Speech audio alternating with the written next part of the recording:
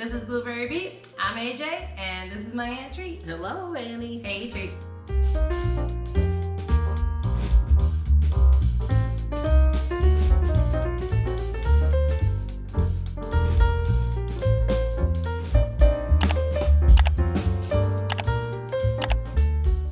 Hey, Treat. Knock, knock. Oh, who's there? I don't like these Blueberry. jokes. Blueberry who? Knock, knock. Who's there? Blueberry. Blueberry who? Knock, knock. Who's there? Blueberry. Oh, blueberry who? Knock, knock. Oh, who's there? Orange. Orange who? Aren't you glad I didn't say blueberry? Yes. Annie, that was cute. Thanks. I tried. Orange, you glad? Yeah, absolutely. So today, zing, what we're going to be doing is actually we're going to make a brine and kind of explain the concept and process of that, and then we're gonna turn it over, put a rub on. This is a pork loin meat that we're gonna be using today, and then we're gonna pop it in the oven. So the first thing really is the brine. A lot of people seem to be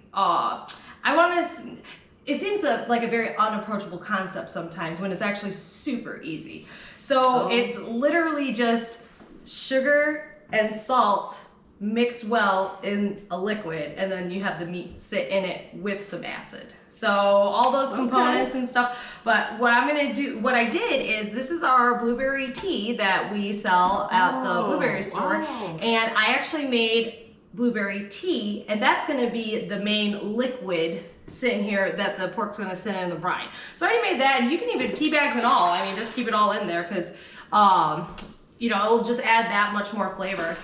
The nice thing about brine too is depending on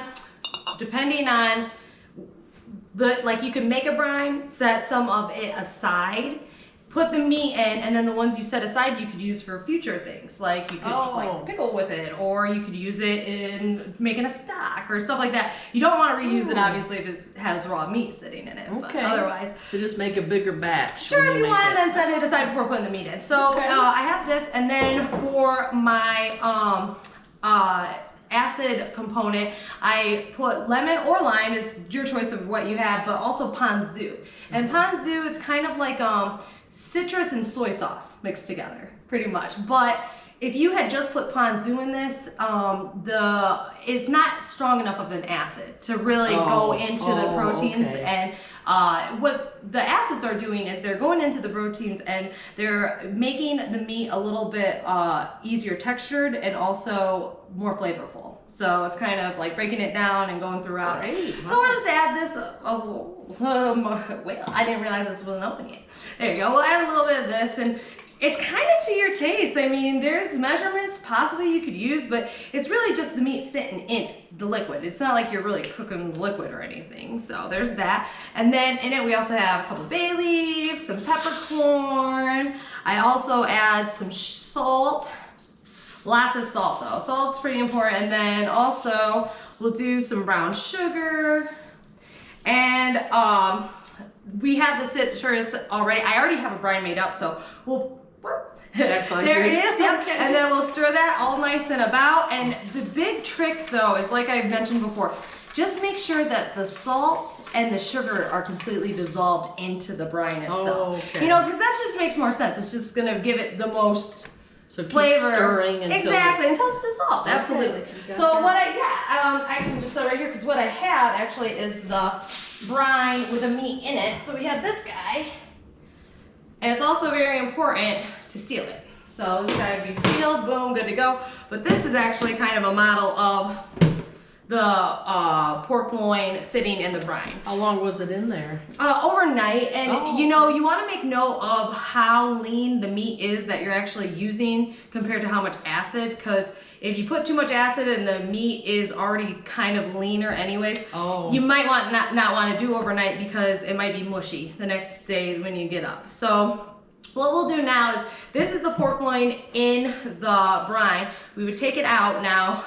Kind of have this switched around. So the most important thing with rub is to pat dry and make sure that the meat itself is at a point where the rub will stick onto it, right? Okay, so, yeah. yep, and then for my brine mix, I do some salt, I like brown sugar, I use some onion, like granulated onion, I also like white pepper, and I'm really big fan of hickory. This is a honey hickory mix, which is amazing, but anything really with hickory, I'll go for it, you know, especially when I'm trying to do anything with brown sugar. I feel like brown sugar and hickory really like complement themselves. Nice. Yeah. So then what you want to do is just a nice little mix, and then you pat dry, and then you just want to add the rub, you know, just like that to your meat. Just pop it all on and really nice and coat it. And then if you wanted to, depending on, you could actually even use that brine and pour it a little bit in while you're baking, just a little bit, okay. or actually for moisture. Yes, for moisture. And then also though, sometimes like you could add a can of beans or something while you're making it. Yeah, and then just kind of all. So there's your dinner right there with the side included, right? They're all the same thing. So just put it in there and put some foil on it. And then what you want to do with pork is you want that internal temperature to hit 145 degrees. Anything below that, you're gonna get sick from it. So put this in the oven. I just bake it at 350 degrees. Depends on the oven, but it usually takes about 40 minutes. And or like I said, I wouldn't really necessarily look at time. I would more so importance of the temperature internally. Yep, and there's various ways you can check that. You can do a meat thermometer, or sometimes there's ones that you can hold right above it. But my best bet is just stick it right in there. Instant read. That Yeah, just the comes instant right read, out. absolutely. And then bing! So then the pork loin is done. And I mean, that's pretty much it. You just cut it up, serve it, good to go. And people are pleasantly surprised. You know, it's That like, you didn't smoke it in a smoker. Exactly. It does smell, I can't believe well, and the that. blueberry really helps bring that out as well. So it's the blueberry, the hickory, and So just any kind of seasoned. I think so too, but I also think that white pepper is kind of important with the brown sugar. So yeah, but nice little mix, nice little way. People don't think that meat and fruit mix. They really do. So especially blueberry. But yeah. Nice. So yeah, well, thanks for letting me show you. You're very welcome anytime. So Blueberry Beat, I'm AJ. This is Street. See you next time.